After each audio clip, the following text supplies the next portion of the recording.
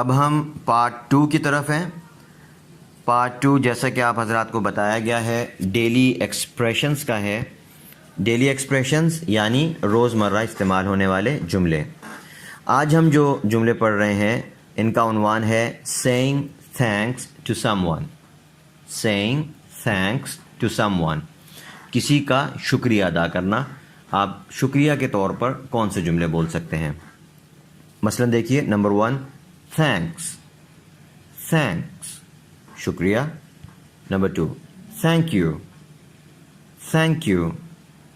thank you. thank you آپ کا شکریہ.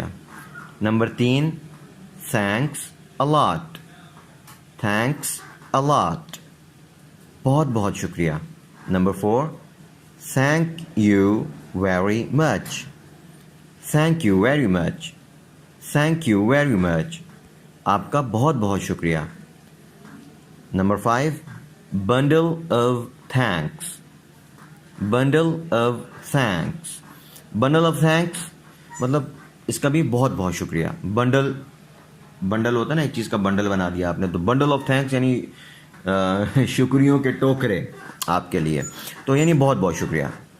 Number 6 thanks a bunch. thanks a bunch اس کا مطلب بھی بہت بہت شکریہ. Number 7 many thanks. many thanks. many thanks بہت بہت شکریہ. Number 8 thanks for your advice. یہاں پر ان جملوں میں اب یہ بتانا چاہ رہے ہیں کہ اگر آپ اس چیز کو بھی ذکر کرنا چاہیں جس پر آپ شکریہ ادا کر رہے ہیں، مثلا آپ نے کہنا ہے کہ یار آپ کی مدد کرنے کا، آپ کی مدد کا بہت بہت شکریہ، تو آپ بولیں گے thanks for your help یا thanks for help.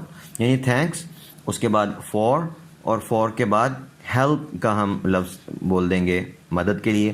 یہاں پر آپ کے سامنے نمبر 8 پہ جو پہلا جملہ لکھا ہے وہ ہے thanks for your advice، کہ آپ کے نصیحت کا شکریہ، آپ نے جو مجھے نصیحت کی میں اس پر آپ کا مشکور ہوں. thanks for the dinner. thanks for the dinner آپ نے جو رات میری دعوت کی اس دعوت پر آپ کا شکریہ.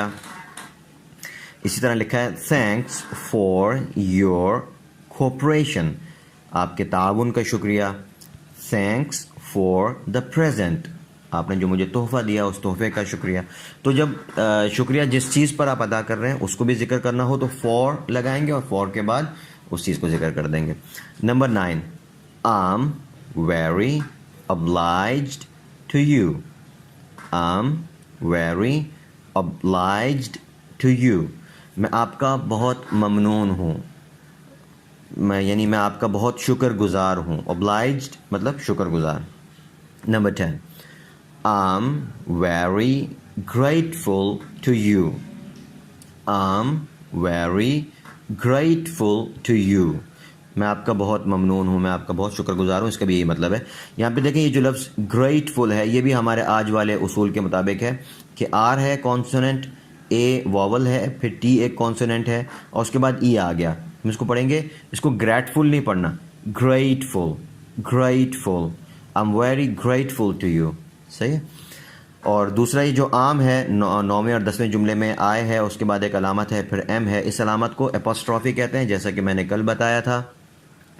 اور یہ جو اپوسٹرافی ہوتی ہے یہ حذف بتانے کے لیے آتی ہے کہ کچھ آپ نے محذوف کر کے اختصار کیا ہے. یہاں پر اصل میں 2 لفظ ہیں I am، A اور M. I am تو A کو حذف کر کے M کو I کے ساتھ ملا دیا تو عام. ٹھیک ہے.